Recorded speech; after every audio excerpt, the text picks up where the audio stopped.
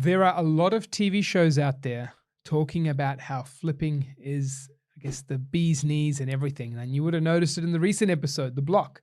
And in The Block, you would have seen some crazy auctions. Mr. Lambo guy coming out, paying $1 million over the last bid and blowing everyone out the water. And then you've got other auctions where people were struggling to make profit, right? So it's a very wide and far world, even though they're on the same TV show, pretty similar houses, but just had the renovations come out in different ways. So really, I guess the question is flipping worth it?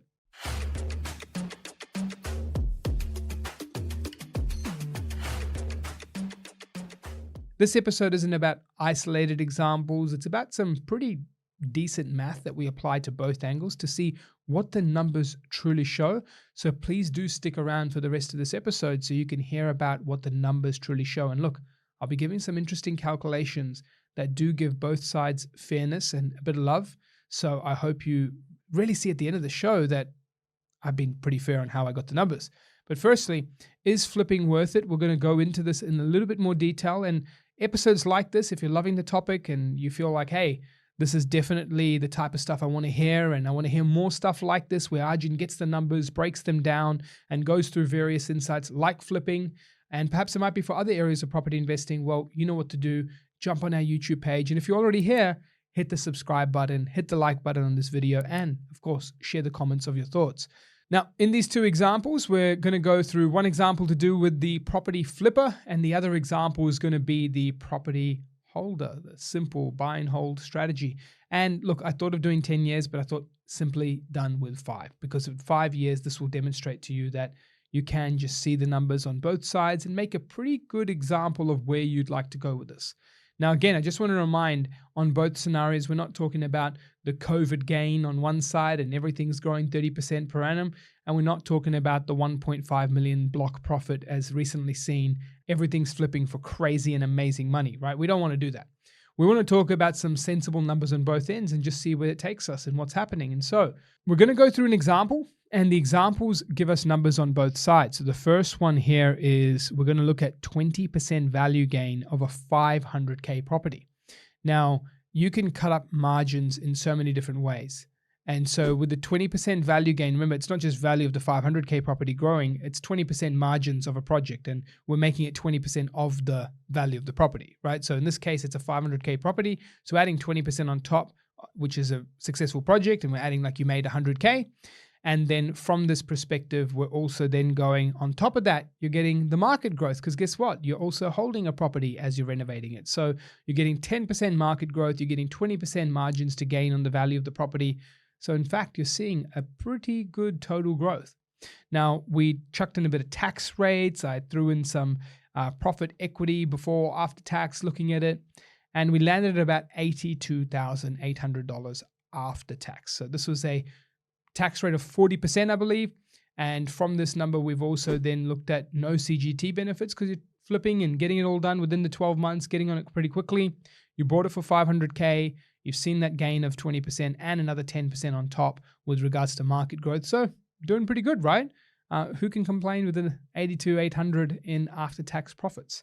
So this is also after, by the way, a couple of buying costs, selling costs here and there. Try to factor these sorts of things in for some pretty standard numbers. But now we'll go to the investor. So what did the investor do? The investor did a 500K property and then also had 10% growth. Nothing else. Nothing special. Just the same growth, same market. Where did they land? About 50K. Because remember, they're not selling. So there's no tax gain or loss here. They're holding it into the asset. There's 50K. So who wins in year one? Go flippers. Well done. So now we're going to number 2 property, because the flipper's like, hey, I got a bit of confidence. I just made more money than that silly old buy and hold person did, right? So I'm going to go and do this again. But guess what? Is the flipper going all around the country to do this again? Or have they found some comfort in their backyard? They did a project once, so they thought, hey, I'm pretty smart at this. Why don't I do another project in my backyard? So they decide to stay in their backyard. Now, can you get the same growth every year, all the time, at high levels in your backyard? The science says no, because not every market is rising at every year really quickly. It's usually a lot of flat periods with some boom, some declines. So now they go in and they make the same 20%. However, this time we're saying there's no huge growth happening. There's nothing really. It stayed flat. And so they still pull out some profit. In this case, about 129,000 in total when you put the first year of doing it, plus this now second year where they've done about 46,200 in the second year because it's just gains alone. It's not the actual growth happening. Now the person who bought with data on the first property is starting to see their data come to life, right? Because they bought it with some emerging trends, and the first year of 8 to 10% suddenly turns to 20% in the second year because they're seeing that momentum. And this can happen in property booms. And it's not just the COVID boom. This has happened in booms across the nation in their own respective cities in their own cycle. This is the data person going, I'm looking across the nation to find the best possible result. Now, before we go to year 3, the person that's picking the data, because they've got 2 years in a row now, growth cycles emerging, they've got $160,000 in growth, whereas the first person had $129,000. So now we're starting to see some changes here. Now, if we go to the next year, the flipper goes, I'm getting pretty good at this. Why not maybe try and get some bigger fish to fry? Let's go and get a bigger deal. And I just realized I'm not a huge fish person, so I don't really eat much fish there. But if you fry your fish, you're getting a bigger one now. So we're going 600K, and we're then adding a 20% margin again, but it's a bigger deal because you want to, do this margin at a greater deal size so you can get more money. And now we're taking total profits to about 187K after tax. Again, not much growth happening in this market because we've bought in our backyard. Now from the buy and hold, we've decided, hey, you know what? A lot of growth here. Why not repeat it? It was pretty simple. I bought it once, I used some data, I held it, and I can just basically sit through it all and just basically go, well, I'll do it in another market. They've taken out equity and they've bought 2 affordable properties using their equity. Now with these 2 affordable properties, they grow 5% in their first year, nothing crazy, but then the other property starts to grow by 10%. And so now we're starting to see some growth start to emerge, but not as good growth yet on their next purchases because they just found the new cycle in another area. And so total growth now, when you look at property 1, it's at 225K, and property 2 and 3, because they're more affordable purchases at cheaper purchase prices using equity, we're at about 35K growth. So nothing too crazy yet because they just started their cycles. And again, the total, because of the compounding effect, multiple equity releases going again, and no tax being paid because you're not realizing the money every time, you're at 260K wealth growth. We're getting juicier, right? I think you can start to see a trend emerging. We go to year 4, and in year 4, the person at flipping goes and buy another 600K property. They again make 20% gains. And then whilst the buy and hold person has now had property 2 and 3 where they bought earlier in the cycle in another market start to emerge into a stronger cycle growth. Suddenly, they're at 337K compounding wealth across their 3 properties, whilst the flippers made some decent profits, but at after tax, we're at 245. The final year, the flipper's like, hey, I'm going hard at this. I have really done well in my developments. I'm constantly getting 20% margin. I'm going to up my margin up now on an 800K purchase. And I'm not going to the 5 to 600K smaller deals because I'm making more money. I'm bankrolling it. They then do the same 20% margin on gain. They then flip that out, and they get left with 324K profits. Not a bad time earning this money, right? 324K profits rolled up against multiple deals. They're doing pretty good here. They're getting sort of 60 to 90K or 60 to 80K per deal, depending on which deal they're doing. That's pretty good if you're just, doing one a year and you're kind of having the rest of your time back. So I'm not going to lie there, a lot of time back for you. But if we're talking pure money with less effort, not having to do anything but hold it, buy it, and then really see compounding wealth take off. The person who held it, looking at the numbers here now, has had property 1, growth cycle now finishes because they've had a few years of growth. Property 2 and 3 really emerged in their growth cycle. Now they've got 3 streams of income, 3 properties at 484K growth. 5 years. Buying 1, holding, equity. Buying 2, 3, holding, equity. No tax, no realization, pure compounding wealth. So let's take a step back and look at these 2 examples and realize what's going on. Well, the first thing is compounding wealth with no tax because it's saying they're unrealized across diversified markets, multiple assets, driven by data outside of your backyard cannot be beaten.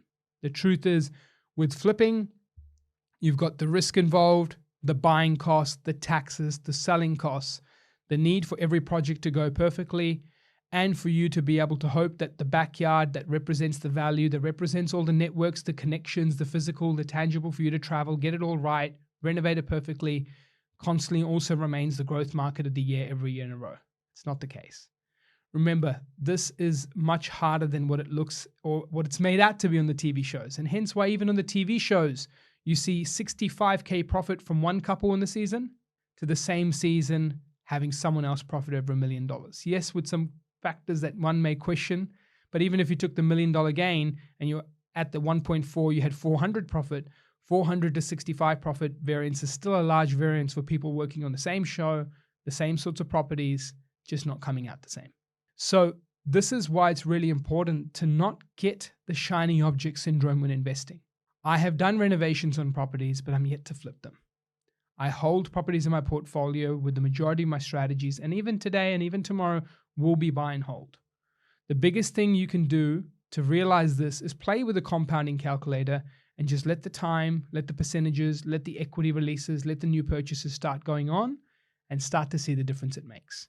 And heck, if you realize at the end of the day that the paper wealth is not for you and you want it to be realized into real wealth, well, when you exit those assets down the track and you clear all the debts on other assets, you end up getting unleveraged assets producing high streams and diverse streams of income.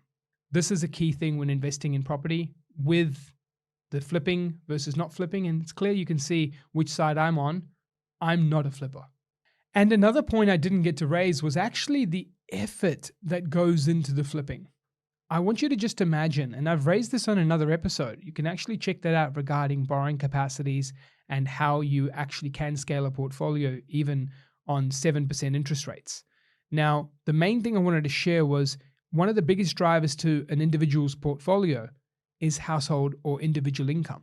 And so imagine if you can rise that income substantially with all the efforts that you put into place of that development project or the renovation project. You grab that effort, that time, the investment, the learning, the knowledge, and put it into what you do best at work.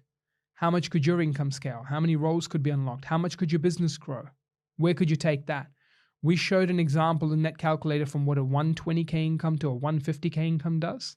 It added hundreds of thousands of dollars in borrowing capacity. So just imagine what that can do to unlock the next wave of growth in your assets. That is key, and that's something that many people don't look at when they're looking at the metrics, is the ROI of your time. Hope you found this episode of value, and if you love content like this, please do check us out on the InvestorKit YouTube page where you can see more like this, the videos, the metrics, the charts behind it all. It's InvestorKit on YouTube. Click like and subscribe so we can send you more videos like this in the future.